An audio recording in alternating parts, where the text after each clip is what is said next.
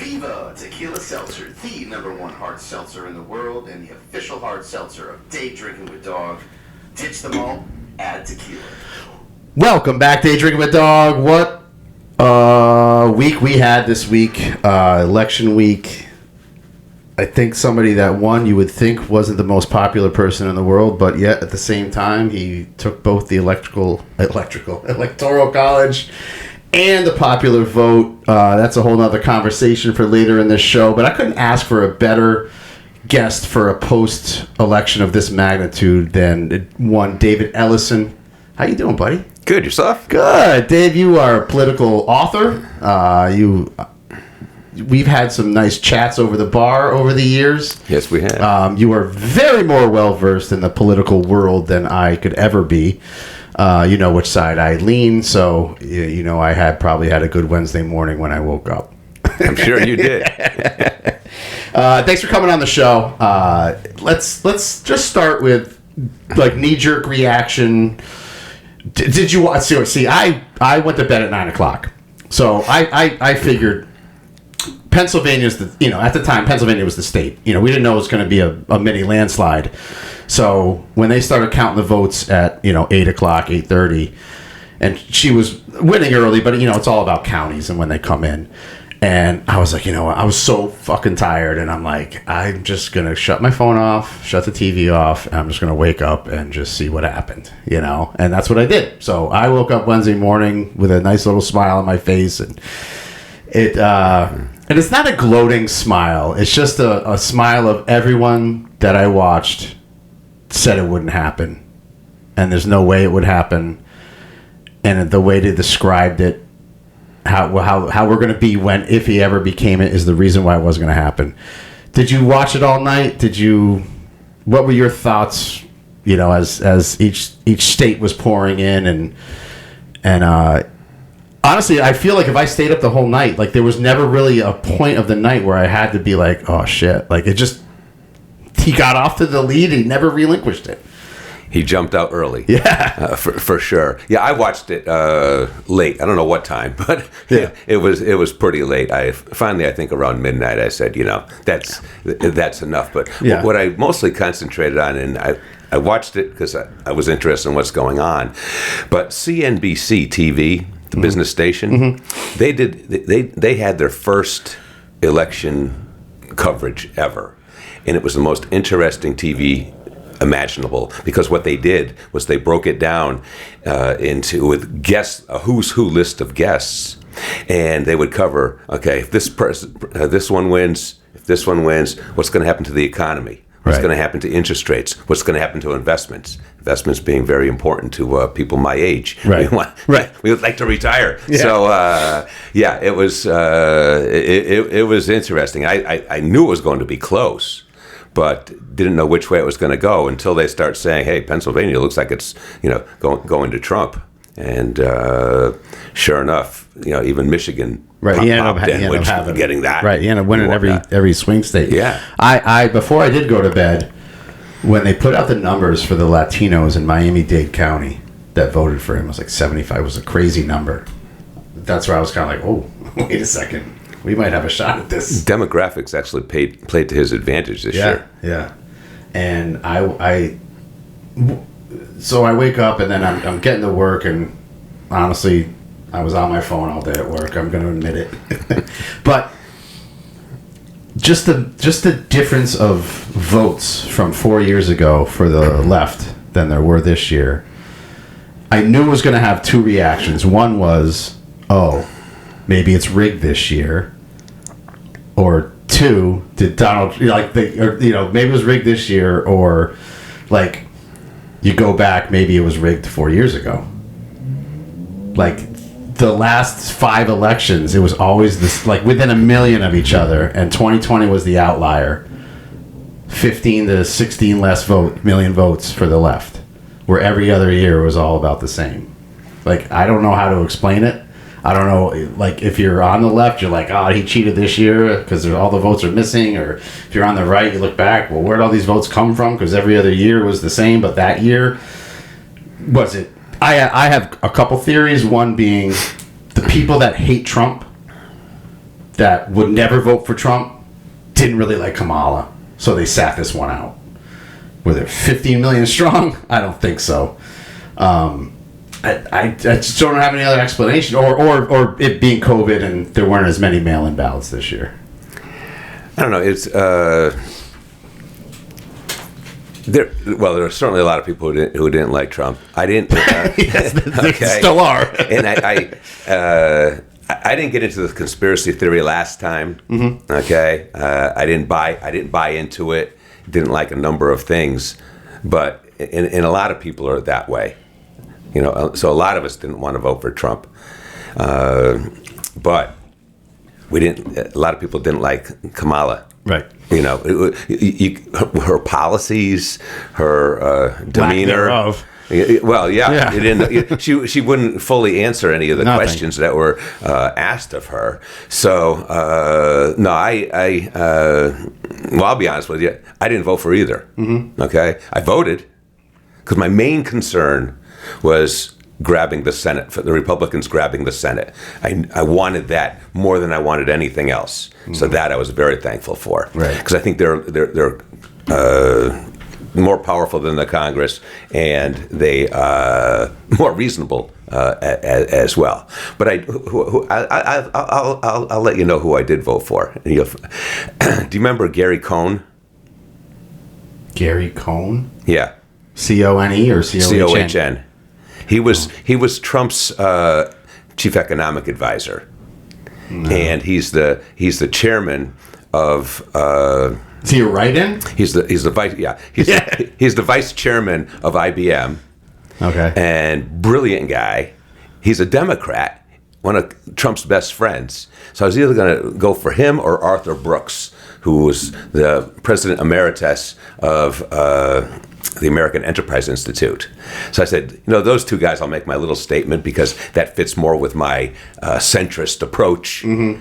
And so that's what I did, knowing damn well that obviously it's not gonna, in fact in Connecticut your Senate vote didn't go there where he wanted to go either. So no, Chris Murphy's still in, amazingly.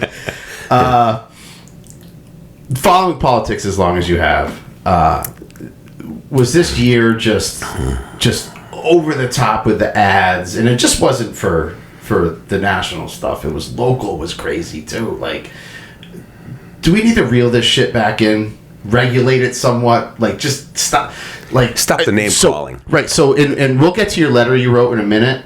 But one of the things I really liked in that letter was how you said, like, we really need to stop the divide between the two parties. Make them enemies. Right. Basically, that's what it is. Like, I woke up on Wednesday morning on Facebook, and I have Facebook friends that are, it's over. Like, if you voted for Trump, like, fuck you, you're dead to me. I don't talk to my family. Like, come on. Like, come on. I see that too much on Facebook. It appalls me. I can't believe, I lost family members. Right. I lost this. I mean, pretty dramatic, wouldn't you think? You think? It's like, what's the matter with civil discourse? In my head, so I really wanted to, I think I commented on one, and it was about a girl I went to high school with, and she was just like, she said we need a better marksman next time. And I just wrote, the party of joy. Are you fucking kidding me? Like, I don't, like, we've normalized assassination attempts. We've normalized it's okay to kill a president. Like, I would not be shocked if he doesn't survive the 4 years. I wasn't shocked when he was fucking almost killed twice. Now 3 times. It came out today. The Iranians. Yeah, the Iranians. Yeah, so he's 3 assassinations. I mean, granted, that one didn't get to the point where, they wanted him to go, but, like, what the, like, all right. Well, we haven't had it. I know you don't like Trump, while, right? I don't like his attitude. Right, that's fine. Yeah, things like that. He's a pompous ass. Yeah, narcissist. Right. But like, you can have these arguments all day long. Like, I woke up happy, by the way. Good. Well, yeah, you won your Senate. I won the Senate, but when I woke up, actually, we really didn't know that in the morning, did we? I think that came a little later. Yeah. But what made me happy was that it was over. Yeah, a decision had been made. Yeah. I start each and every presidency with a clean slate. So what was done in the past or anything else like that? Clean slate. Root for the new president. Right. They're gonna. I would have. Listen. I hate Kamala. I hate how she got where she was. I mean, it's the machine. They churned her out. They needed to probably do it. I'm not arguing with. They had to do it. They had to do it. Right. But I just would have lived with it. Like, I mean, it's like I would not have posted one of these fucking videos they put out. They're lunatics. They literally are lunatics. These people, like I just don't even believe them anymore, Dave. I don't believe these videos. I just think it's for attention. I bet you 1 out of 100 is actually somebody breaking down mentally over this. Because I believed them 8 years ago. Because there wasn't like that big TikTok. I mean, it was out there, but it wasn't like it is now. Now it's just like, all right, how over the top of a video can I make to be seen? Like, these people are probably freaking out on camera. I can't believe Trump won. They put the phone down. They're like, like, I hope that gets fucking 1 million views. Probably a lot of that. Yeah. I just don't believe it. I don't know what to trust with the regular news, with anything today. It's difficult. Like, I believe the 5 bitches on The View. Like, they're actually that fucking... they're that based. I can't watch that. Like, I recorded it. I texted my girlfriend. I said, hey, can you record The View this morning on Wednesday? She's like, what? And I'm like, yes. I've never watched it before. Funny. I only watched the fucking meltdown clips on, on YouTube or in my fucking feeds. Never sat down and watched the show. And, I got through. I saw some of it online at work, but when I got home, I put it on for a little bit, and I'm like, I can't. Why did I want to record this crap? I thought I'd just like have joy in watching them melt down, but it was just so cringeworthy. Was it a pretty good meltdown? Oh, actually, the next 2 days were even better. Like they just now they're going after each other because I think some are realizing like, wait a second, like I think it's. The Latino lady, Sunny Haston, is that her? I don't even fucking know. I know Whoopi and Joy. The other ones, I'm not sure their names. Isn't it funny how there's like Whoopi, Joy, and Sunny? Like, oh, no, they're the most evil fucking women in the world. They have the nicest names. But I just think, like, she broke down about why all the Latinos in Texas, it was a border town, voted for Trump. And one of the other ladies on the panel was like, well, I mean, they're right there on the border. They're seeing it come in with their own eyes. And she goes, no, they're misogynistic. And she's like, what? They're misogynistic. That's it. That's the answer. They're misogynistic. They can't have a woman in office. And the other lady's like, no, they see these people like running through their backyards. Like they want a wall. Like what the fuck? And they just can't get it in their heads that I don't know. Is this the end of it though? You think in 4 years, like the left's gonna be like, all right, Trump's going out. We put in, I don't know. I don't think it'd be DeSantis, but like, well, I don't know. Maybe J.D. Vance. Maybe if there's a really good term, J.D. Vance is the guy. I don't know. But who does the left put in 4 years? The left has to do, Gavin Newsom. No, but they're going to do a reset. So no, they need to do a reset. Will they do it? I'm not convinced. Whoever was the loser was going to do a reset. Okay, no matter what. So the Democrats lost. They will do a reset, almost like when Clinton was around. They had what was it called? I read Joe Lieberman's book, The Centrist Solution. My book was better, I think. But anyway, yes. The Centrist Solution. Of course it was. It basically was a fiscally responsible Democratic leaders at that particular time. Right. Clinton was the last responsible president, that fiscally responsible president. Let's slide that right in, literally. So I they're going to figure out that woke won't sell. So see, this is why I feel they're rooting against Trump, because if Trump has a good 4 years, our economy gets better. The prices go down. All the talking points, with less immigration. What? I mean, JD's probably going to be favored. Like they want him to fail but are they going to do what you just said? I don't think they're that fucking smart. Like I think they'll have to be. They know they'll listen to Axelrod. But okay, so like now their excuse is Kamala only had 3 years or 3 months to run, right? You can't tell me they don't have anyone smart enough to tell her, whisper. I don't care if she got an earpiece in. Give her something to go on. She's a puppet, so just give her something to say. They thought they could win on abortion. Yeah, well, that was wrong. Okay. But yeah, that was it. Abortion and Trump's bad. Well, and then and gifts, paying off student debt. Yep. $20,000 to black entrepreneurs. Right. Not white. Not Puerto Rican. Black. But why not? If you're going to do something like that, make it socioeconomic. Make the $50,000 on economics. Okay. Right. For the poor. Don't base it on color. Right. That's ridiculous. Right. And they were talking, $50,000 for new home buyers. Like, in my head, I'm like, where the fuck is this money coming from? We getting it back from Ukraine? Like, where's it coming from? And it will never pass. Like, and then Trump does the same thing. They have these things. Now it's going to pass because everyone. Dude, I'm quitting Sikorsky. I'm going back to Stonebridge. I'm changing our commission structure at our office to tips. All right. So what? Yeah. Right. That's actually, you say that. That's the big worry. No, because they put a cap on that, like 100,000 or something. Yeah. Something. Well, what do you think about not taxing overtime? I think that's a great idea. Well, I'm more. Or overtime is over 45 hours or over 50, however you want to do it. I don't know. We are in so much debt. Our deficits are so bad. It's growing and growing and growing. I believe the earned income tax credit is probably a better way to go. So it's being channeled to the people who are working but are poor. So if you want to do something like that, you can raise that income level up so the earned income tax credit goes, to a larger proportion of society. Now, I've bartended my whole life, and I've always, and this is, I'm not an economist, obviously. You have more knowledge in that department, but I've always said over the years, and I think we live in a little bit of a bubble here in Milford, let's be honest. We haven't really been affected, the restaurant, there are some restaurants that have closed, unfortunately, but I've always said, like, in my business, like, if I make money, I'm spending it. And I think that's what churns the wheels.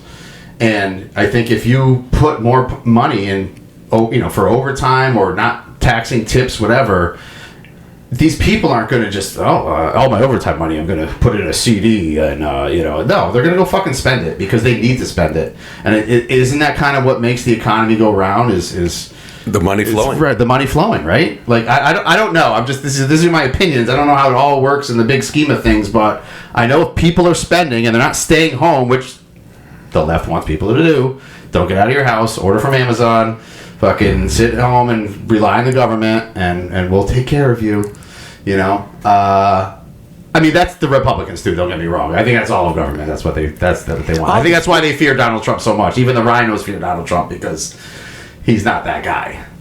But there's just too much giving. I mean, is there some truth behind what I'm saying? Like, the more people flow the money around, the more the people make, the more they're going to spend.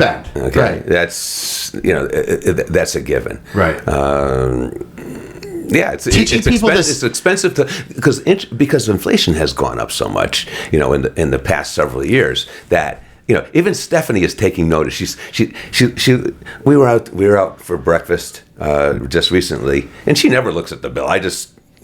She goes, "Holy shit, this is a little screwed up, Dave." Yeah, I think we're going to eat lunch at home more often. When was the last time she looked at a Steph? When was the last time you looked at a bill? It's been like this for fucking 4 years. So Dave and I are going out after this, by the way.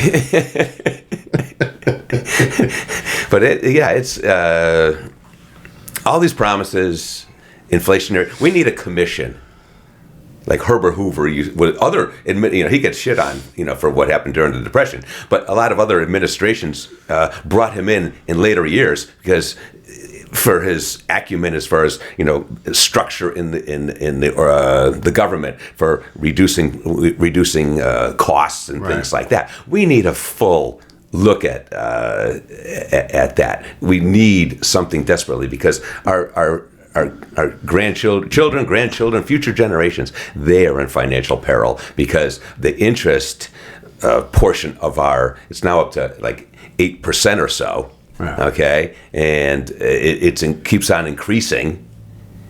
And when interest rates go up, I think much of that debt is coming due in the next 3 years, and then you're going to refinance it at larger numbers because we didn't do longer bonds or notes back then.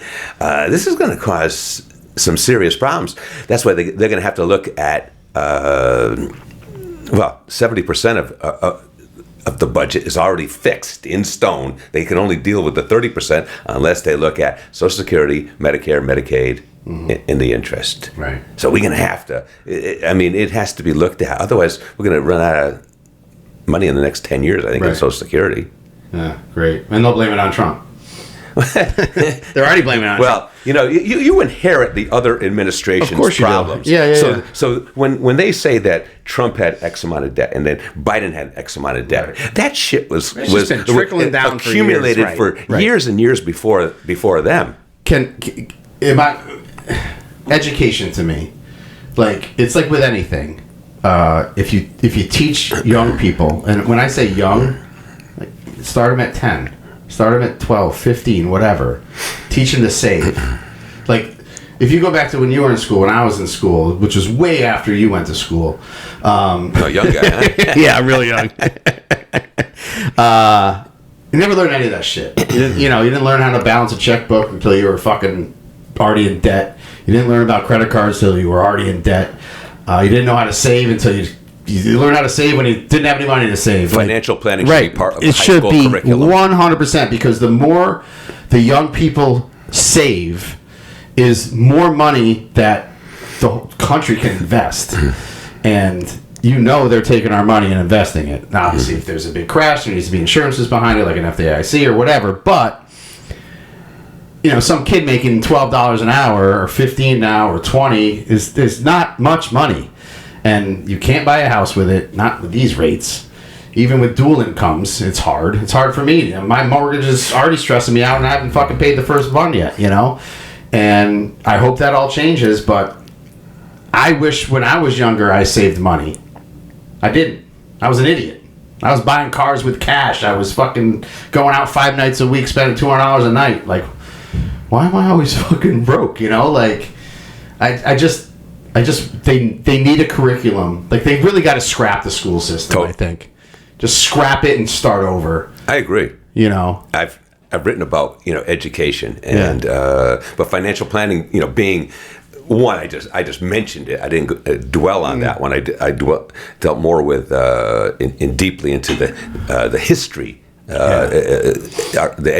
U.S. history instead of social studies. I want history, and I go through my whole.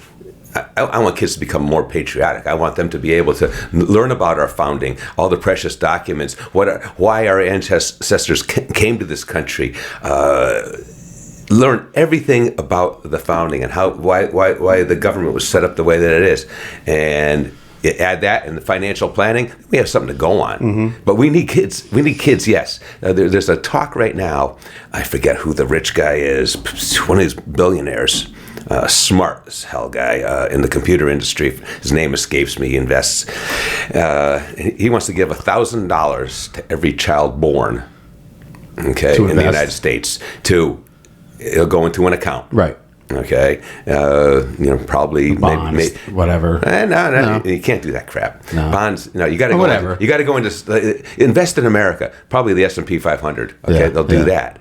So if you look at over time, and I'll ask people, when I was doing, financial advisory services, I said, do you think what's more important, your rate of return or your time in the market? Yeah. What do you think it is? Time in the market. Time in the market. Yeah. Because the compounding. Yes. Okay. So you don't need to. Well, if you can earn 12%, which is a high number, I know that doubles your money every year. Now you may not hit 12%, but if you're dabbling in stocks and certain the rule of 72 says the money will double in. Right. You divide it in there. So if you need a 10% rate of return, you double it in 7 years. Right. And but just investing in America. That's what I meant. Sorry, I said every year. No, you're right. Every 7 years. Yeah. You invested in America, then you have you've done something good. You've strengthened American businesses, and you're taking advantage of the opportunities. And that's why the guy was talking about $1,000. Gerstner is his name. I forget. Yeah. Now this comes from the government. Well, I think who's giving him the $1,000? I think he was. I only overheard part of it. I think he and a bunch of other billionaires are, thinking of doing that, and participating in that. Mm-hmm. Just as Ken Langone, who started Home Depot. Yeah. Okay. You can go to NYU now, to the NYU Medical School, for free, because of him. Yeah. Everybody says, "Oh, billionaires, they keep all the money and blah blah blah blah blah." Right. They're the ones who provide all these things. So Right. what Ken thought was, he says, "Why don't we?" He was fearful that in the next 10 years, all the smart people won't go into medicine anymore. They're going into the computer, wherever they can make the fast buck. You don't make good money in being a doctor until you're like 35 years old. These people want instant gratification today. So, and instead of coming out of medical school highly in debt, boom, for free. Right. So you can grab some of the smart people and Put them keep us healthy. Yeah. That's why they call it practicing medicine. Right. So let's talk about your books, and then we'll get into your letter. So the book you gave me, I haven't read the Politics Beyond Left and Right, but you have a book, Repairing Our Divided Nation. I'm not going to lie, I've not read it from front to back, but you talk a lot in the beginning.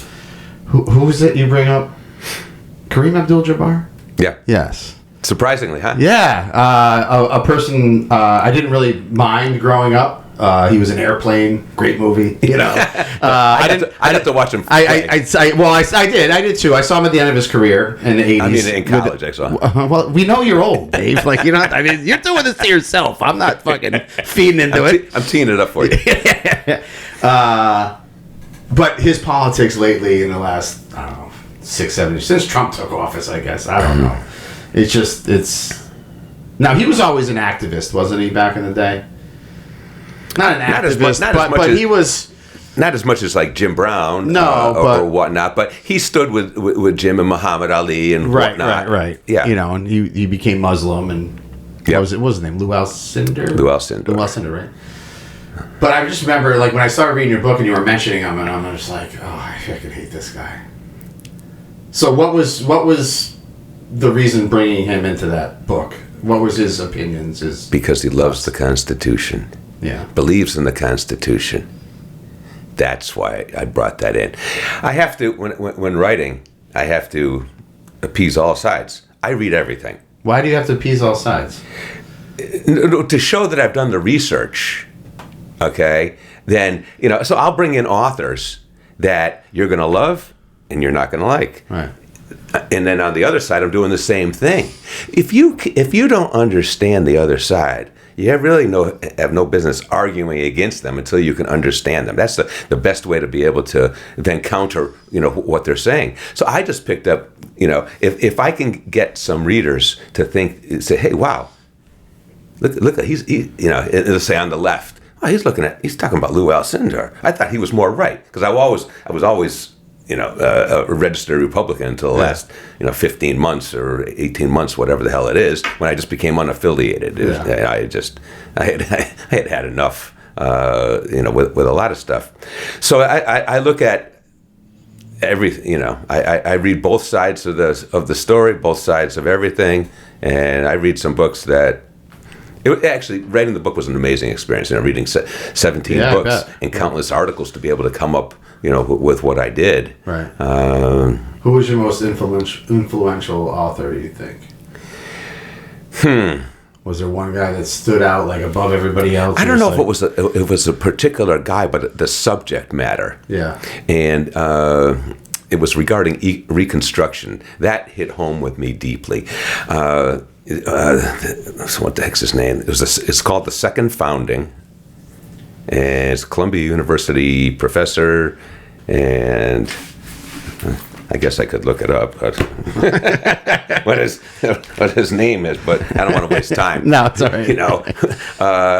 And why I thought that was most influential was because in his book, and Jill Lepore, professor out of Harvard up there, it was just some great stuff to prove to me that the biggest mistake in American history was not following the Constitution during and shortly after Reconstruction.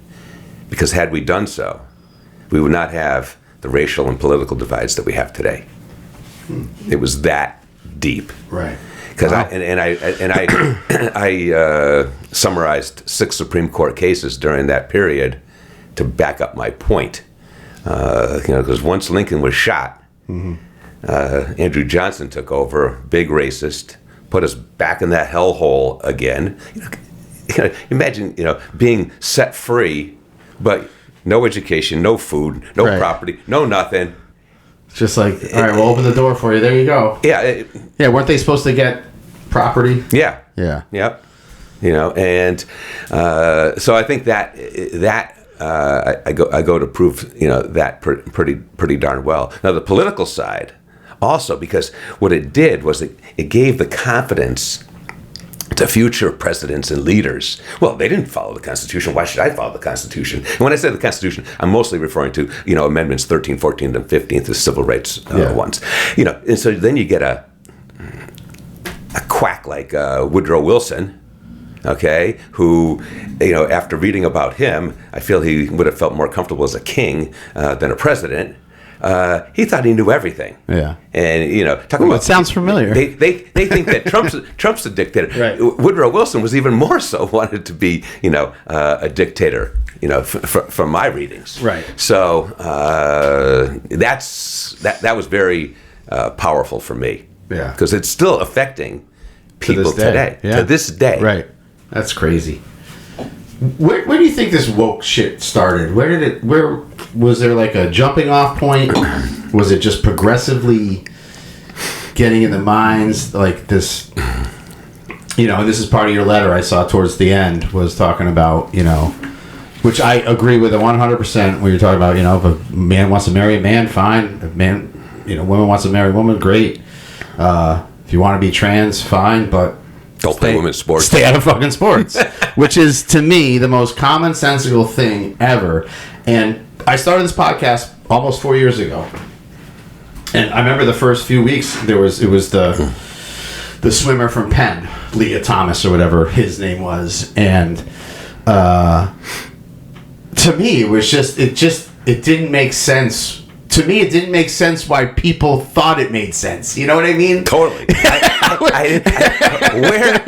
If I had done that in high school, right? Okay, maybe I would have been all-state basketball player instead of an also-ran. You were like Teen Wolf. You're just fucking it's a wolf playing against white dudes, like dunking all over the court. I would say it started earlier than 4 years ago, but to me, that was like my. Maybe because I started the podcast, I started researching more about not just that, but all this woke stuff that started coming out, like getting rid of Aunt Jemima and all this other crazy shit that was going on at the time, and Miss Potato Head, and she made a lot of money posing for that. Yeah, and apparently she was a very wealthy. I forget. I knew the story back then. I kind of forget about it, but she was. I heard she did very, very, very well. Yes, and. I'm like, where are we coming from here? Was this created out of Trump's first presidency? Like people just so radically hated him that they just wanted to start these different movements. I don't know I don't even know when woke actually started. I know that's what I mean. I can't pinpoint it, but I don't like it. Right, I don't like it. Well, and the tide is turning. This a lot of this DEI stuff's going away. The big corporations are getting rid of it. Did you get the part of the book where I talk about the student out in I can't remember my own book now. Out in it was out in Utah or Nevada. Yeah. All right. Yeah. And you're supposed to call yourself either oppressed or the oppressor or oppressed. Yeah. Okay. And he refused. This guy, and he looks like me and you. Yeah. Okay. The funny thing is, and he got in deep trouble for that. The funny thing is, he wasn't white. He was his father was black. Yeah. Okay, but had gone, or was it his mother who whatever it was? Right. We had one parent, one the other. He just came out light. Mostly, you come out with a nice complexion. Now he came out white. Yeah. And they brought that to the courts and everything else like that to stop this oppressor versus oppressed thing, because he felt he was both. Right. He said, I just don't look black. Right. It's an interesting story in there. Yeah. Remember, it brings to mind when Eddie Murphy went white on Saturday Night Live. Remember that skit? I don't. He sat in a makeup chair, and they made him white, not even an old white man, just an older. Where he went out in the streets, and he, put on a hat, and he was wearing a suit, and he was walking around like downtown Manhattan, and he went and bought a newspaper, and the guy's like, "How you doing?" And like, Eddie Murphy style, look at the camera, like, "Hey, it never happened to me like that," like. But like back then, like so you were around during the civil rights era, right? Like, were you an activist, or were you just in that time frame? Well, I was young. You were, yeah. Oh, you weren't in college then. No. No. During that time frame, my father's best friend was a black gentleman. We all met at church. Yeah. And I've become great friends with their kids. One of them's my gastroenterologist now, and everything else like that. But it was the influence of him. And I grew up in Meriden.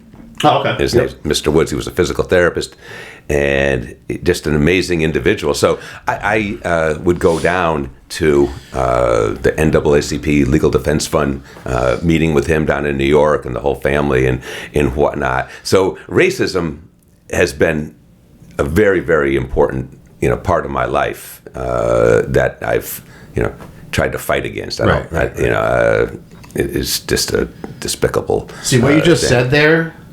The left would clip out the first part of that. What you said. Racism has been a very big part of my life, and then he'd stop it right there. And that's the soundbite. And now David Ellison is going to be shunned from the world and shunned from society. Finish the sentence. But isn't that what they do? They can do anything. They can do anything today. They want. And now with AI, like, you don't even know. Like, I watch some stuff. I'll be scrolling down at night, late night, ready to go to bed, and just and I'll see like a Joe Rogan clip, and literally the voice doesn't match his lips. So, and then he'll say something that is preposterous, even for Joe Rogan to say, and I'm like, well, that's fake. But I know that because I listen to him. I know that. But anyone else just scrolling down, like now it's. What do they call it? Water cooler talk at work? Like, you were Joe Rogan said yesterday, I saw it on a reel. No, he didn't. And that's just that's the danger of all of this. And there's no way to regulate it. There's no way to do anything. But I just, like I said, I think everyone's gonna. The left is just gonna hate Trump so much that they're not gonna root for him. Well, they're not rooting for him right now. I experienced that by writing something very benign that you saw on Facebook, and the left came after me. I mean, you do not sound like you're either on this, right? The only reason why you're getting it is because it's right after the election. I want fiscal responsibility and social acceptance. I don't give. Well, then you kind of at the end you hit some key points about like that might piss him off, like the woke stuff and the no trans in sports stuff. They don't like that, Dave. Boo-hoo. It's a fact. I don't, my son is gay. That boxer came out, and the one from the Olympics, the Algerian one or whatever. Yeah. She was proven to have a micro penis, whatever the fuck that means. Dave, you might know. But she was proven to have a micro penis and had the chromosomes to be a man. Like, so we went through that whole shit during the Olympics, and all the left was crying, no, fuck you. She beat the living snot out of every girl she fought. So they were succumbing in tears. Yeah. They knew it was a dude. And, like, this is what pisses me off about the left. Or the woke mind. Let's just call it the woke mind. Is they refuse to let go of their stance. Like, I'm all for it. Like, all right, you show me a vagina and whatever. And okay, whatever. Wow, she's really strong, but okay, you're right. They won't come back now. There's never a correction, a retraction, nothing. Yeah. They just on to the next thing to bitch about. Remember Crocodile Dundee? Yeah. Just checking. Yeah. My son is gay. Yeah. Okay. He finds humor in all this. He finds Pride Month, this sports thing. Yeah. He finds it. Yeah. Disgusting. Why do you have to define? Right. Why do we need identity? Just be what you are. Right. Okay. There's a funny story. When I read my first book, he hadn't read it, and that's when he came out as being gay, and he was fearful. It took 3 months after telling Steph. Yeah. And she didn't know what to do, and Right. she couldn't tell me. And that's the one time we've I get that. we've had a Yeah. secret. And I totally How long applaud ago her was for this? doing it. Let me see, that first book came out in 17. I don't know, 19. Yeah. 2019, Yeah, maybe something yeah, like that. yeah. 20, I don't know what. No, 17. Yeah, 19. So he calls me up, Dad. I have something to tell you. Yeah, I'm gay. So I gave him a jab first. I won't say what I said exactly because I stunned him. He goes, "Why do you say that, Dad?" I said, "'Cause Ray, had you read my book?" I only had one at that time. Mm-hmm. I said, "You'd know, because I have it in writing, that I believe people are born one way or the other. It's just not a big deal." Right. Right. And then he laughed. Yeah. I left. We never had a better relationship since. That's Yeah, it's awesome. been great. Right. It's been Right. great. Yeah. Who cares? Who cares? I don't. As I said, let's be kind to people. Yeah. And give us a platform to make some money. There's something like, I think it's outside of Pride Month. I think there's like something like 12 to 17 other days of the year that are celebrated. Stop celebrating. Amongst it's like there's a National Trans Day, there's a National Coming Out Day, there's this and that, and Stop all of it. Stop it. Stop Just it. stop it. Yep. You know what? I think Morgan Freeman said it best about February. It's like we don't need Black History Month. Like I don't. There you go. You know why? It should be. That brings me to, as far as history, the history of racism is a class after the. I talked about basically a civics class beforehand. Right. With about our founding, but the history of racism. Bring it all out. But I don't mean just slavery here. Go back thousands of years. Yeah. Okay. Slaves have been around forever. The Egyptians and the Jews, things Yeah. like that. Bring The it Romans. Down, bring it down all the way. Include slavery, and then go through the Holocaust and come right in. I believe that an educated population will be a more compassionate and empathetic population. So give people all the education, but don't slant it, ideologically. Just give them the facts, like Walter Cronkite or Tim Russert used to do. They give you the facts, and Now everything's you just opinion. say, opinion news. Right. Opinion news blows. It's fucking stupid. And you already know what you're getting. This is why the media divides the country. Because yes, I will watch Fox, but I also like to go watch David Muir once a week because he's so smug and I fucking can't stand him, but I like to leave it level. I've said this a million times when I'm on Twitter. I usually go to the For You side, not the people I follow, because the For You, for whatever reason, I don't know why it's called For You. It should be called To Piss You Off. It's all left people. And boy, was that glorious on Wednesday morning. Oh, I couldn't wait to get to it. I don't care about my followers. I know how they feel. I want to see how they feel, And That's right. You get the other side. yeah, Good I to get the like other side. seeing it, and this is what worries me. Like there's I don't see an end to it, especially with Trump being in. I don't see an end to it. If he stops, if he would just shut his mouth. Yeah, but you know what though? But agreed. But he's not. He hasn't proven he ever will. Now, he hasn't said much since he won on Tuesday, right? I haven't really heard too much about him. And you know what the left says? That worries us. Trump is too silent right now. The last time Trump was silent was right after he got almost assassinated. He's up to something. Oh my god. Yeah, trying to well, put you know together what? a Maybe cabinet. he knows.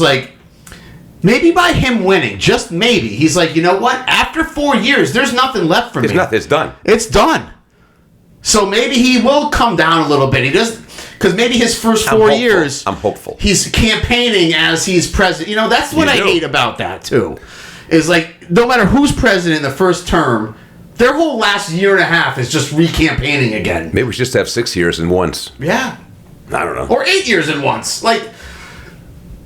Nothing gets done because now he's going to go just like Biden did 4 years ago. Just took the pen and crossed out 72 fucking things. First day. First day. Okay, well, that was a wasted 4 years. Whether you agreed with all the policies or only half of them or one of them. Well, they're gone. And Right. Trump's probably going to do the same He fucking didn't, he thing. didn't do anything to help the border. No. They're all, I don't know. It's just where do we go? This is the biggest thing I have with, you need term limits. There's no term limits really, but the president, which you could have, like, let's say, what's the greatest president in your lifetime to you? In my lifetime? In your lifetime. Not in history, in your lifetime. I never even thought of that. In retrospect, Clinton did a damn good job. And of course, I like Reagan. Right. Okay. So, and then we come forward. I can't put Trump on that list. no, I'm not asking you to. Yeah, I'm yeah. just, no, honest question. But- So, my first dabble into actually knowing what politics were was, I was born in 74, so when Reagan, I didn't really know Reagan until he was like the bad Reagan, like the dementia, like the Iran-Contra shit, like, so I didn't really know how good he was before that. And then it was Bush, 88 against Dukakis? Was that the year?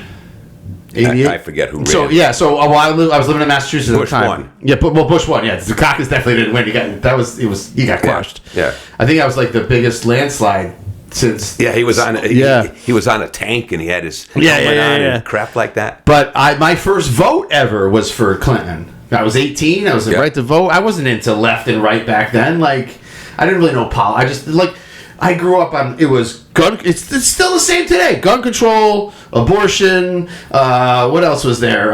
It's all the same shit. The 4 main talking points. And I just like Clinton. Then when he ran again and the whole, I'm like, dude, it's my guy. He's in office, fucking pegging some broads with cigars. Let's go. I'm in college. Like, this is, I'm a fucking typical college dude. We're drinking and the OJ trial's on and, like, we're doing all this shit. And that's how life was back then. But then 2000 hit and there was the hanging chads and I never liked Gore. I just didn't. And then that's kind of when I became a Republican. I'm like, I'm going to stick with these guys. But if knowing what I know now, I never would have voted for Bush back then. It just wouldn't have. Like, he's one of them. I would have done, so in 2000, I would have done what you did this year. I would have voted for neither and wrote in like Mickey Mouse or fucking Big Poppy. What I would have loved to see, okay, in retrospect, I was too damn young then. I was 7 years old. Is what would have happened had Kennedy lived? Yeah. Yeah. He wouldn't be. There's so many what ifs in all walks of life. He wouldn't be a far left president. Right? No way. There's no way. He liked his broads too.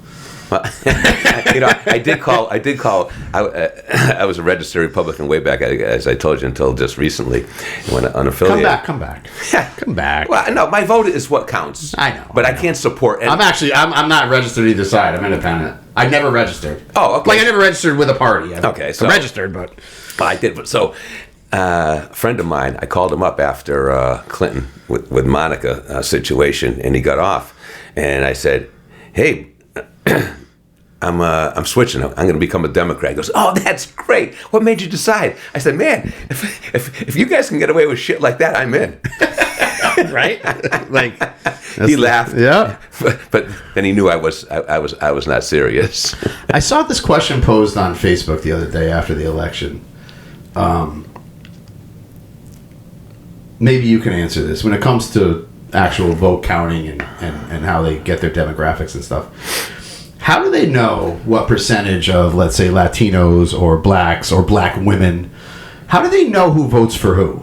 Like, yes, people are registered, they're in the system, we know they voted. But when you get to that booth, you don't put your name on it. Or your color.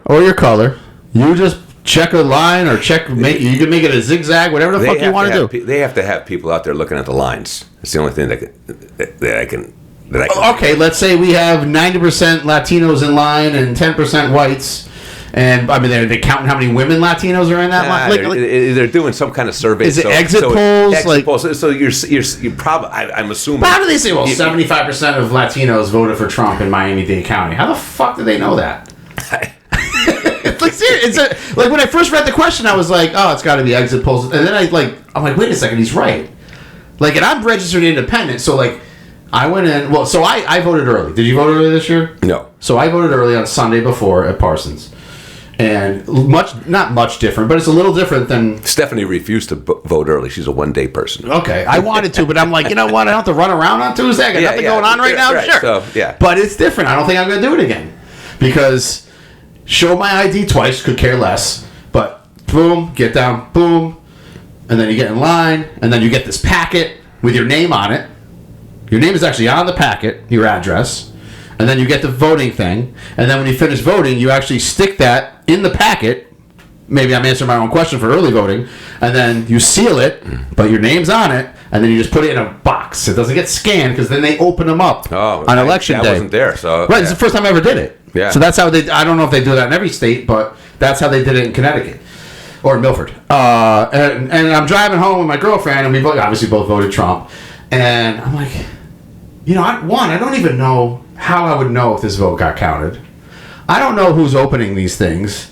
It could be some far left dude who's like, another Trump.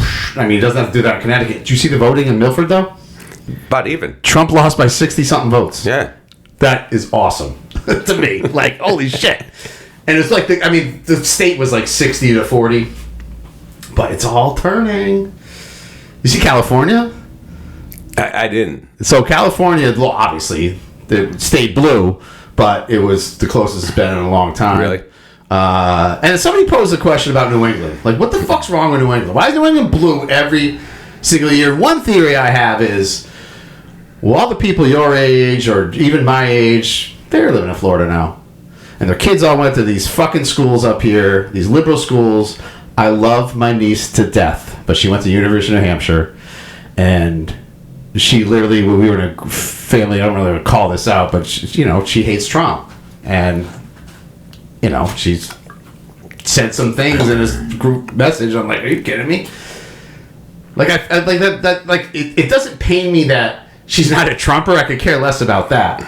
It pains me, like, how much, like, I feel like she's, I don't want to say she's been brainwashed, but, like, it just, like, I didn't like Obama at all, but I wasn't, like, fucking in my car, tearing my hair out, shaving my head. Fuck, oh, I can't believe it. No, like, Obama's my president. Okay.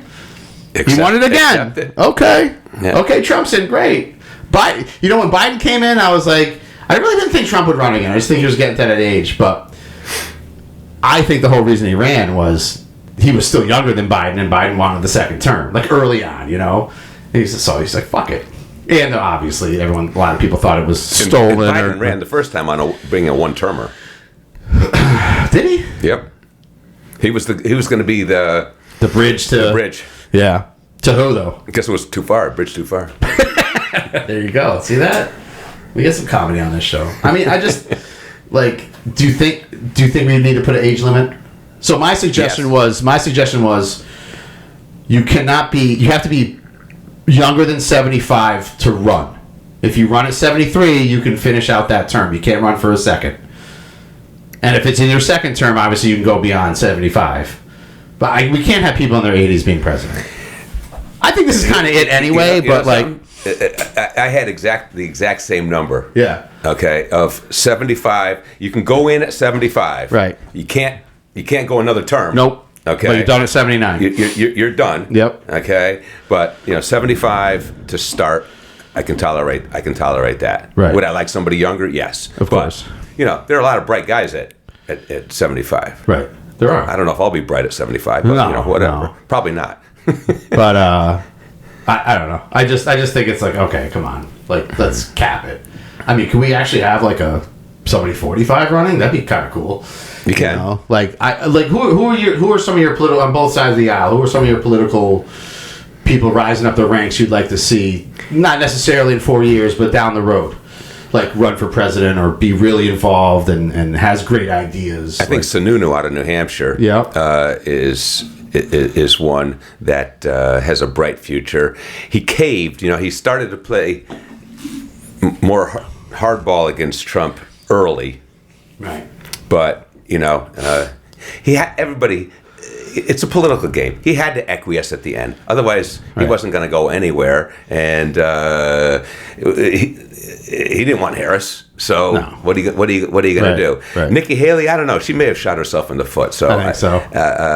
But Sununu, I think is somebody that's out there.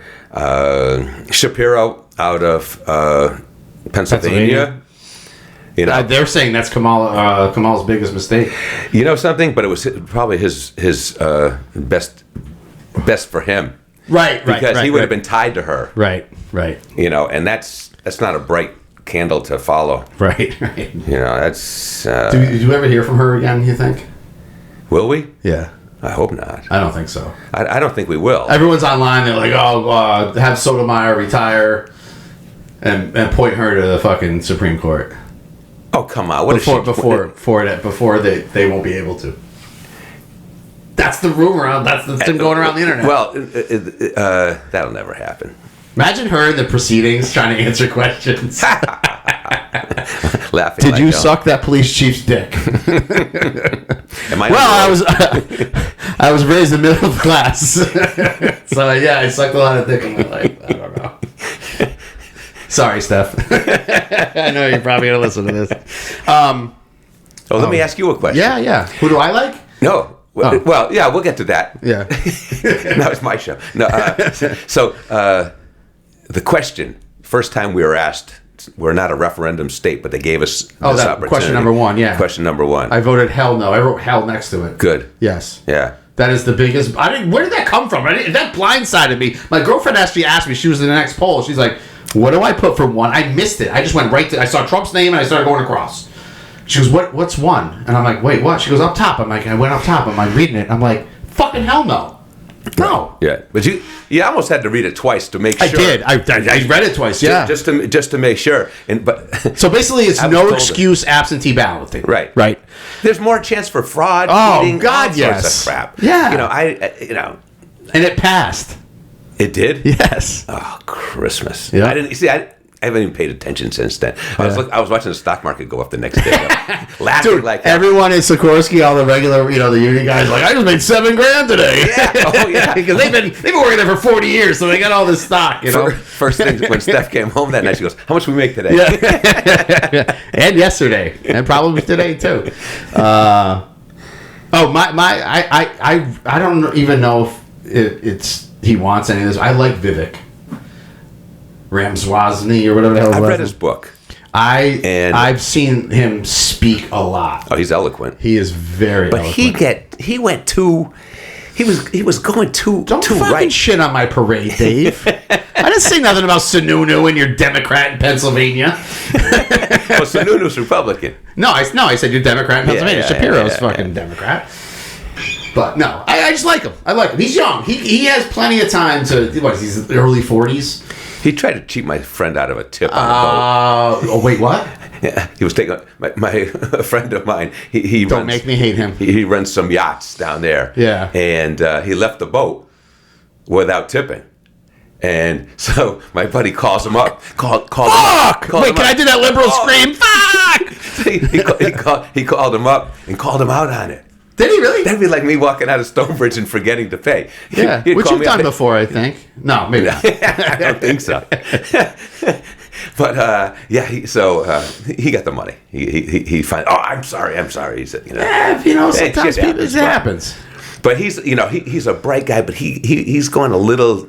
And I consider myself center right. Yeah. And I think he just was. I'd like to see what he matures into. He's a bright guy. Yeah. His book was certainly interesting, but some of his ideas a little bit too out there. I mean, isn't politics a lot of it? 80% of it talking. I mean, maybe not lower level, but when you get up to the president, like Kamala couldn't talk. Correct. I mean, that killed her. That crushed her. Like she had no chance. Like, and even though she won the debate, like it was so slanted for her anyway.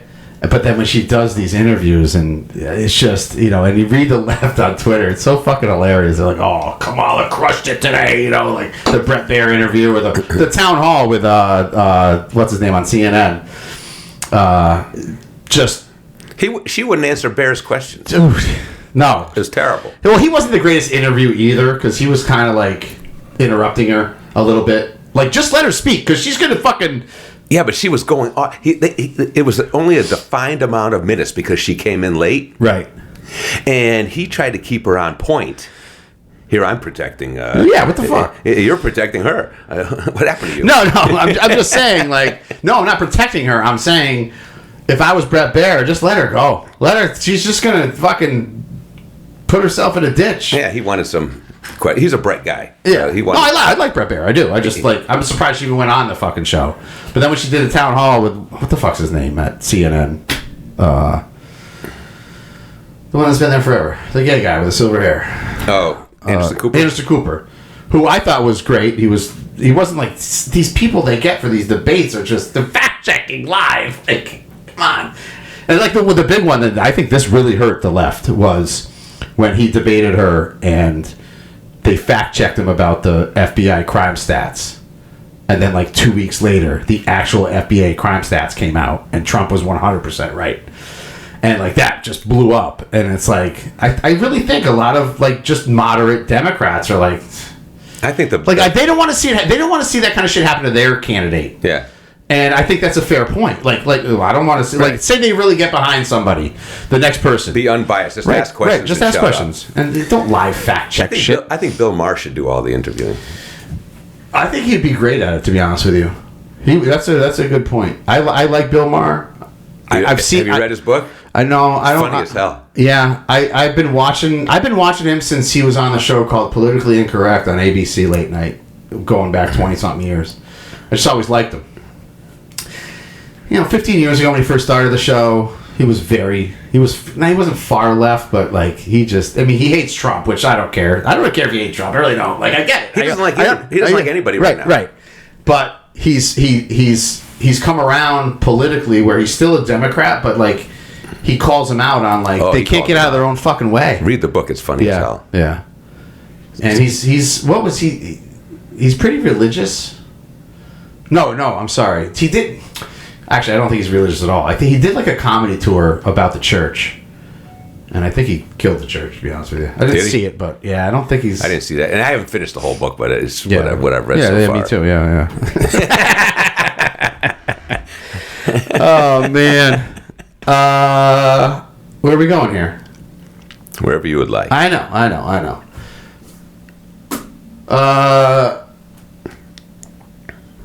So I do a segment called Douche of the Week. Well, I usually finish with that, so we'll hold off on that for a second. But do you think like this election was lost on the media basically portraying every Trump voter as a racist, fascist, sexist, misogynistic Nazi, a bully, a threat to democracy, anti-gay, anti-trans? If you just literally put a circle in a hole, you draw a little pencil mark into a hole, does that make you all that because you vote for Trump? No. Right. But that's what they want to tell you. They need to get over that. Well, they have to because they proved it's a wrong strategy because they just lost fairly. But they haven't stopped. Well, all right. So they haven't stopped now. 2 weeks. 2 weeks from now, will they? Will they calm down the rhetoric? I hope everybody shuts up. Let's wait till the inauguration. See what happens. They're gonna kill. They're gonna dissect everything. So this is because they don't want to unify the country. They say they want unification, but they don't. And the Republicans don't either. They have to stop the fighting. You have to listen to this 25-point. Oh, that's what we'll get into. Hold on. I'm sorry. I'm glad you said that. Before I get to my Douche of the Week, I'm going to pull it up on my computer. We'll talk about some of those points on there. But the left, the media, the mainstream media, they're going to go on there and they're going to say their shit and they're going to fucking cry on air and do all their theatrics. But don't let them fool you. They love the fact that Trump is going to be their lead story every night for the next 4.5 years. Yeah. They fucking love it. It's money. It keeps them their jobs. The only thing that lost these people's jobs was COVID. Because they were fucking just being stupid, and the Don Lemons of the world and the Chris Cuomos of the world interviewing his own brother, you dumbass. They were just so stupid and over the top. But if they just toe the line and talk shit about Trump for the next 4 whatever years until he's out.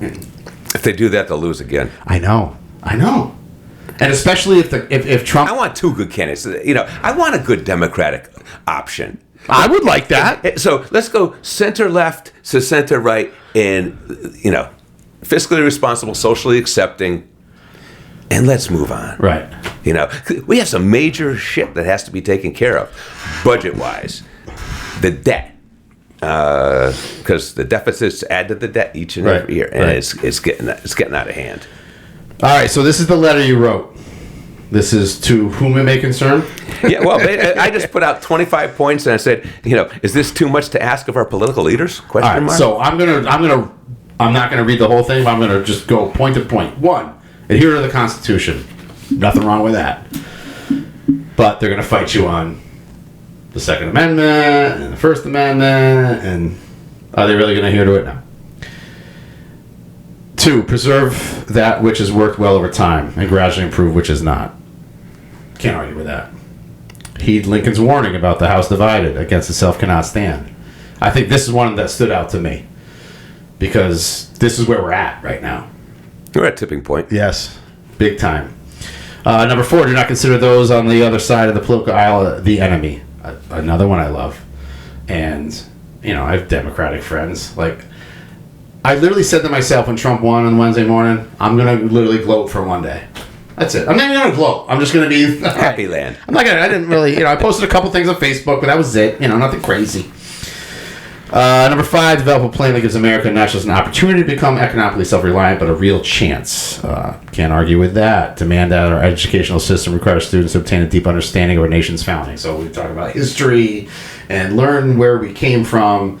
Again, are they even teaching the right things in school when it comes to history? No. Are they even They don't take anything up that's only the good about America. Bring out the bad. Right. Bring out the bad too. Do it. Just give the history. Right. I remember learning about slaves and all that stuff and but that was kind of it. I think my parents, okay, and your parents, but my parents in particular, probably had a better education, elementary school education in high school than we did. Yeah. So the next one I agree with, but it'll never happen, and that's improve the Affordable Care Act. First of all, the Affordable Care Act, as stated in its own name, is bullshit. Nothing is affordable until we put sanctions on these drug companies. Nothing's ever going to happen. It's like, so I'm 50. I was paying over $500 a month for healthcare. Now I get it through a great company in Lockheed Martin, and I'm still paying, I think, weekly $70. So I'm still paying $280. My point here with the Affordable Care Act, okay, is improve it, not abolish it.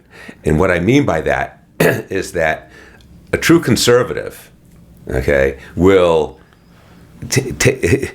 go to number 2. Preserve that which has worked well over time and gradually improve that which has not. So you take the good parts of it and then improve upon it. No, it certainly wasn't affordable. Mine went up 35% that year when it was instituted. What are the good parts of it? Guaranteed issue. Okay, you have to have guaranteed issue. Everybody has to have health insurance. Why? Okay, why? Because otherwise they'll be on the street or I get fined. And that'll no, I had a year. One year, if we didn't have health insurance, we got fined. But you become very, very sick, then you're a burden on society. Fuck it. Kill you? Fucking kill me. Let me die in the streets. These are human rights. Why do I have to pay for health insurance?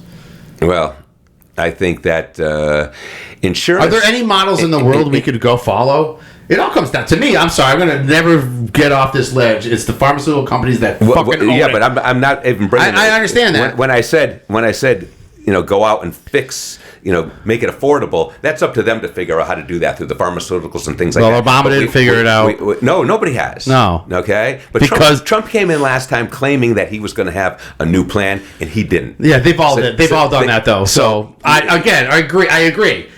Right. I'm just pushing back on that one because I don't think it'll ever happen. Well, not in the current world. There's too much money on the table for them to fucking. Well, they better figure it out because that's another thing that's adding to our, debt because of the fact you got Medicare, Medicaid, and all the other kind of crap. People need insurance. It should be a right. I agree with all that. I just don't think we'll ever get to that point in my lifetime. Number 8, treat drug addiction as a disease rather than a crime. I like that one. That's good. Number 9, be honest with us about the consequences of our large deficits and debt we'll have on future generations, which you are correct. They brush that shit under the rug. To follow up on that point, establish a commission to do a complete audit of all government expenditures. Yeah, they'll let that happen. They used to. Remember what movie was it? Independence Day. The movie? The movie. When they're all in the bunker in Area 51, and Judd Hirsch was the dad, and they're talking about like government and the government we don't have like enough money to fund this, and then Judd Hirsch gets up and he goes, what do you mean?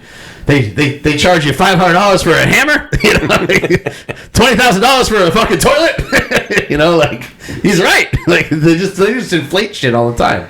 But if Trump does it, they try to fucking.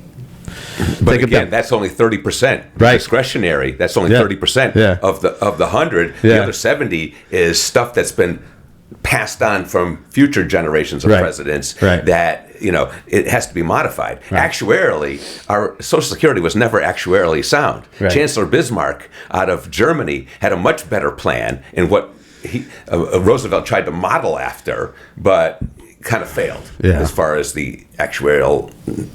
This is way over my head, but I like listening to it. Yeah. I don't know, Bismarcky over there. No, that's. I mean, again, why would we be smart enough to fucking model our healthcare after Canada, which I don't even know if is any good anymore. But I remember growing up there, I said, "Oh, Canada," or some guy in Germany that actually, wait, no, do it like this. No, we're not that smart. Well, you know why? Because we fucking change presidents every 4 to 8 years, and we just cross everything out. Just start over. Let's rip it up there, Nancy. Just rip it up. That's the utopian type of view that what I would refer to as a progressive. See, the term liberal is a good word. Yeah. Okay. Liberal does not mean what it means today. Right. You go back in time. Okay. To the original version where they want civil discourse, limited government, and free speech. So that doesn't take care of the progressives certainly aren't liberal. Right. And the far right isn't. Right. But there have been liberals on each side over the years. It's just a stolen term by the far left today. Right. Number 10. I like this one. Because we have powerful enemies in the world, make sure that our military is the best and most prepared, and that is the most effective way of preserving peace and protecting democracy. George Washington. Yes. Is that his quote? Or close, taking it from there. Yeah. See, to me, when it comes to the military, like just where we are now, it's almost, we're laughable. I don't think our technology is laughable. I think we have some of the best technology in the world, but just how we run it, who's in charge of some of this stuff is laughable. The woke ideologies in the military. Like I grew up and before me, gays were never allowed in the military, right? And you could look at it one of two ways. You could look at it as because it's just a bad look back. Like no, it's what's the word I'm looking for? It's just I don't know. It's just not. It's sexist. I don't know. What's the word I'm looking for? Like it's just. Oh man, I don't know. No, what I'm trying to So my thinking is, if you have a gay guy in the military, it's all men for the most. Back then it was. Now there's, of course, it's very diverse. Women and men, but you couldn't have a guy in a foxhole and two guys are fucking each other. I don't know, like it's just you want this this is 1980s thinking. Right, you know what I mean? Right. It's just we've evolved. The foxhole mentality, but we've evolved, and obviously it's fine, but like you said, get the woke shit out of there. Yeah, get it out. Here's we can't not be a threat to anyone. We have to show the force of America. We don't have to do anything. And you know who's a cool guy? I'm still trying to think of the word I was looking for, but I can't think. A company called Palantir. You may be familiar with them? No, Palantir. Okay. The stock went up like 40-some-odd% in the last couple of weeks. No, I didn't own any, unfortunately. But anyway, he was. There's a company, L3 Harris, out of Florida. They're aerospace and defense. The two of them. Palantir it made a partnership with L3 Harris. I was watching this on CNBC, and what happened? Liberal in my room. Huh? Nothing. Go ahead. CNBC. That's the business network. I know. It's the most unbiased. It's the smartest shit that's out there. So anyway, they're on there. They're talking. And the guy from Palantir says, we don't need a Department of Defense. We need a Department of Offense. And he says, I have the technology. I can make us be able to kill people before they want to kill us, right. and keep our guys out of harm's way. So this AI stuff, right. That's what he's all dealing with. Yeah. It was kind of an interesting. So you were talking about Department of Defense, so I figured I'd give it the offensive. I like that line. I was laughing like hell. The guy looks like an absent-minded professor when you see his hair on there. Oh Jesus, he's crazy looking, but I like that. I mean, we need to like reinforce our stature in the world. Yeah. I know we're still a great fucking defense country, but. Yeah, China's they're ramping up what they're doing. They sure are, and even the smaller countries are. Well, that's why they're talking about the Navy and things like that. It takes us umpteen months or years to make a ship. Well, the AI ship where you're just bombing them from afar, where the other countries don't have that kind of technology. Right, that might be a cheaper way of going and save some lives. Right. Number 11, create an immigration policy that is welcoming to those who believe in our democratic free market society can afford to live here without government assistance.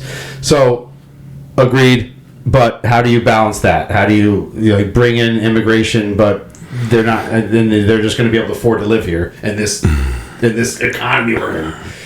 I mean, that's a big ask. You have to be able to come here without asking for government assistance. So you're going to get... No, I agree with that. I'm just saying, like, who's going to come here then? The rich from France?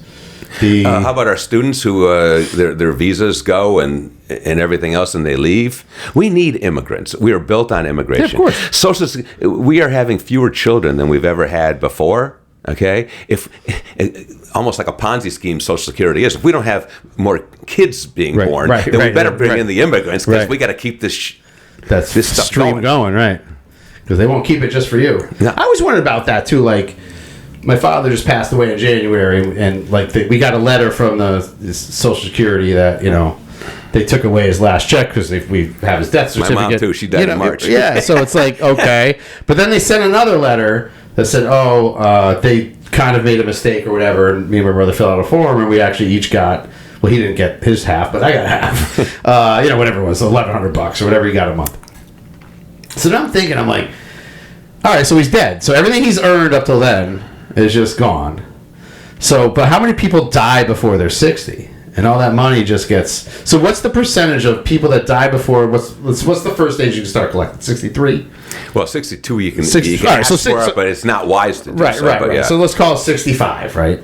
So what's the percentage of people that die before 65 and live past 65, let's say to age 80? So that 15 years that they're going to collect over you start work at 18 until you're 65, call it 68, so it's a nice even number of 50 years. So 50 years you've been putting money into this. Well, you're not putting money into it. They're taking money from you to put into it, and then you get 15 years of when you start collecting to when you die. So you got 50 to 15. And that's assuming you make 80 years old. My dad didn't. He was 79. He was pretty close, but he was 79. Where does this money go?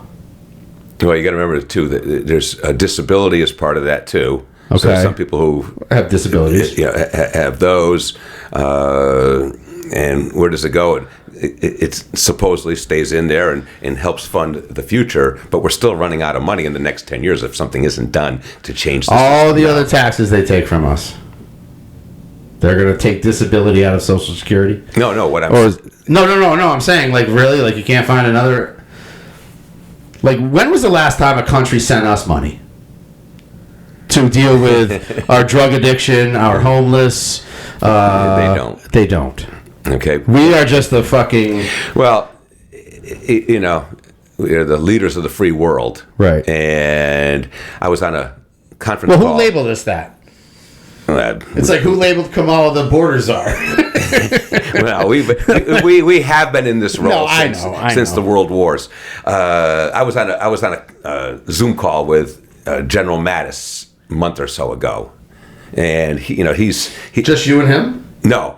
Oh. This is it was a group, and of which I was a part. So anyway, he's saying the most important thing for us today is allies, allies, allies. Because, I know we'd like to get out of Ukraine and whatnot, but Right.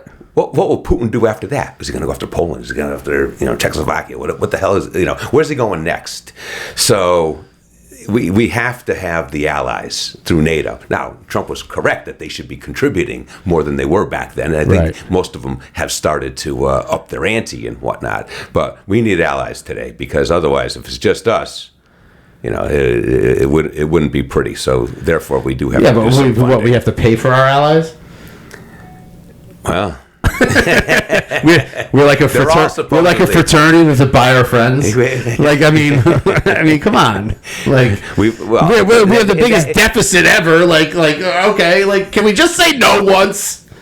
right. I mean, seriously, like, Well, help the homeless and help our retired vets, help our homeless vets, help our homeless. Like, I don't know why the vets don't have a clear path to police, fire, Right. Border security, Right. Stuff like that. I don't know Right. why there's not a clear path for them. right. I don't understand the Yeah, whole like homeless people. Like I every time I drive through Milford, and I know a couple homeless guys in Milford, I always have in my head, I'm like, you know what? No one knows how they got to where they're at. A lot of it's, I think, from mental illness. Well, of course. Well, one guy I know, and he comes into Stone Ridge and he has a beer every once in a while, but he lives in the woods. And I was always like, man, I just bring him on the show, and just have him tell his story, because it's a stigma. Yeah. No one knows your hardship. And you could just be a fucking drunk who fucking wife left you and whatever. Who knows? I just want to know. I mean, I'm just saying, like, you just don't know. You just look at people and you look at them and you're like, oh, look at this fucking homeless guy. And then they, and they become addicted to drugs or alcohol, and then you see this. You ever see the one crazy guy who's always talking to himself with the hand signals in town? I don't know if I've seen that. You guys, I know you have. I try not to look. Oh, come on. What, are you too good for that? Like, looking at your high horse driving your BMW, looking at your wife on the billboard. Oh, there's my sexy wife up on a rooftop. Yep. No, I got it good. At our church, we have, once a month, a homeless dinner and, things like that. So. Oh, well, that's nice. Yeah. You've done your part, Dave. You've done I don't participate enough. I have to. But no, it's a problem that we need to deal with more so than doing. All right, let's roll through these. We're getting long in the tooth here. All right, make sure that our country's energy independent. That would be nice. Number 13, understand that the climate is always in a state of change, partly because of ebb and flow of life, and partly from man-made influences. Sure. Number 14, incentivize energy companies to reduce carbon and methane emissions and increase their capture. I like that. Number 15, accept that we're going to need fossil fuel for the... I like this one. Listen, stop pushing this electric agenda on us. Ridiculous. It's ridiculous. It's not going to happen for a long time. Drill, baby, drill, baby, drill, baby. Nothing's going to happen. Our electrical grids can't handle the crap that's happening now. I know.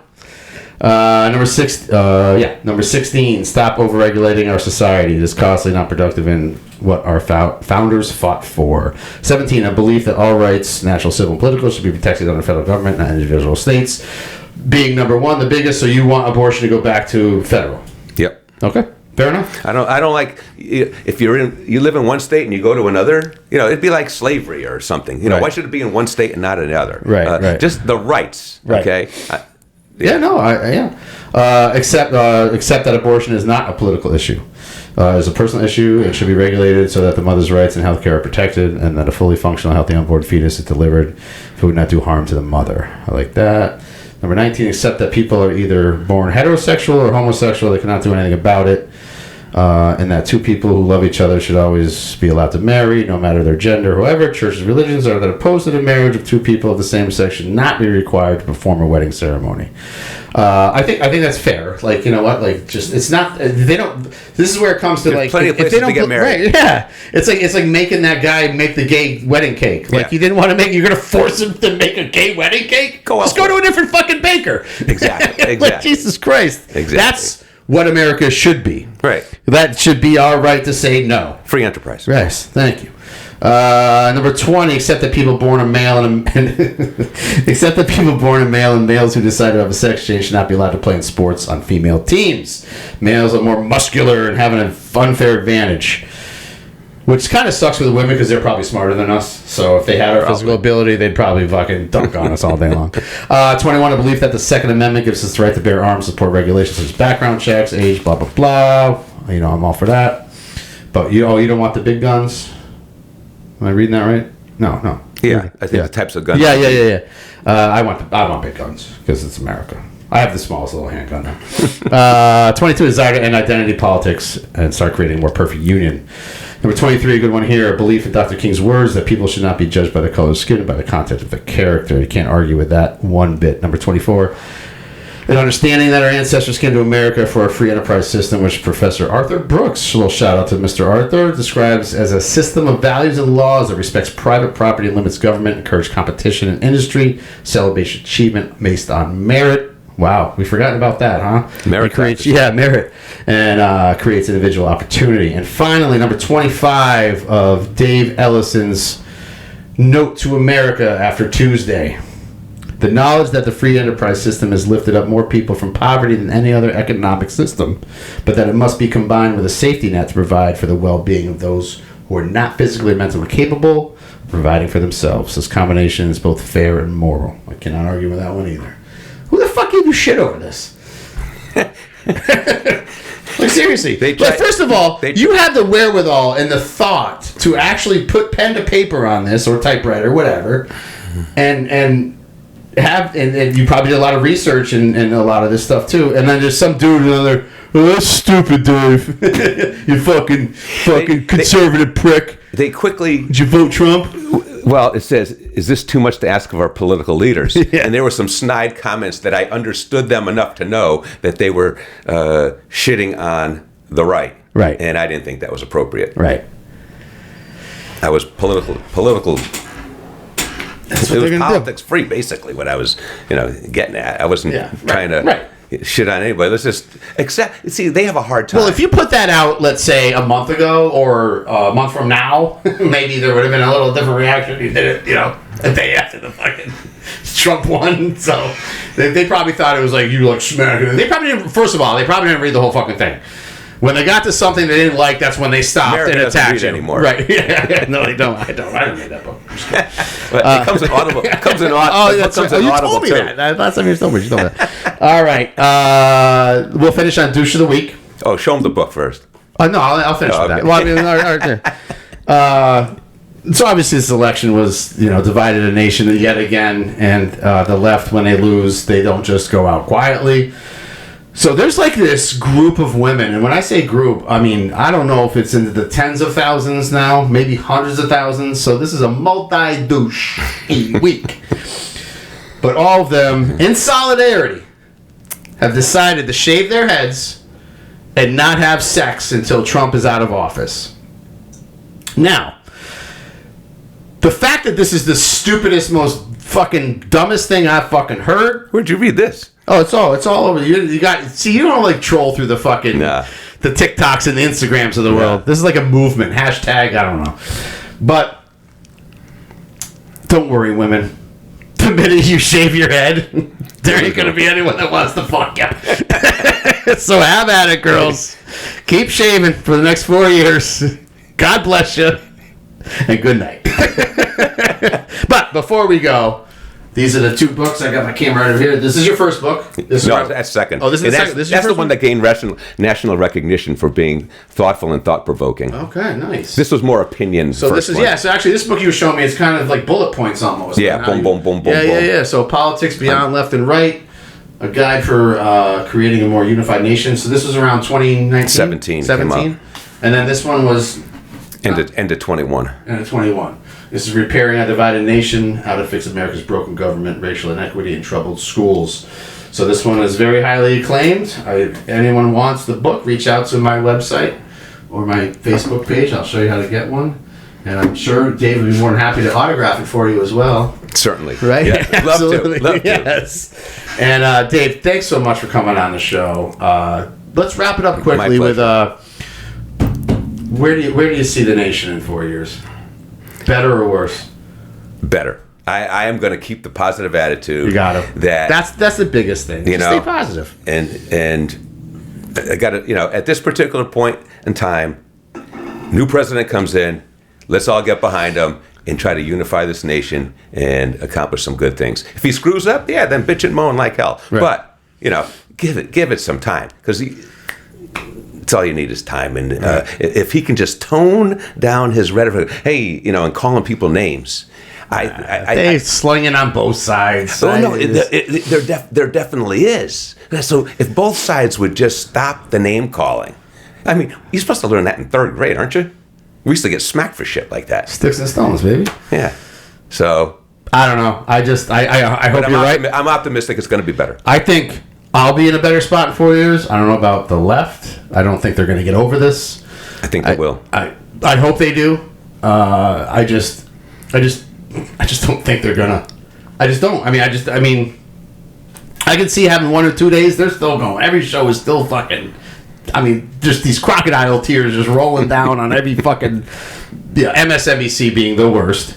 But I just guys, just like get over it, because he's already been president for 4 years. He wasn't a dictator then. Like, you threw COVID at him, and let's be honest, somebody threw it at him. It wasn't fucking diverse. It wasn't come out of thin air. And then you got what you wanted. He was out, Biden was in, and you guys couldn't even manage that correctly. I think the media, and you just hit on it, I think the media is the only thing that can take us down. Yeah. Because of the opinion news, yep. If you want to call it news, just opinions. Well, that's the problem now. That would temper my enthusiasm for a better tomorrow in 4 years from now of what happens. But just shut the freaking news off for the next 4 years and see how we do. You know what? Turn the TV off. Yeah. Put your and phone the computer. down. Yeah. And read Dave's 2 books. And you'll be much better off. I think so. Dave, thanks so much. I can't wait till next spring. We'll hit the golf links again, buddy. Sounds good. I'll talk to everybody. Actually, I'm going to be off next week. I am moving, the big move next week. So I'm going to take a break for 2 weeks and get all that shit straightened out. And in 2 weeks, I'll talk to you guys again. All right, everyone, have a great night, week, and Trump 2028. Have a good one. I had to throw that in there.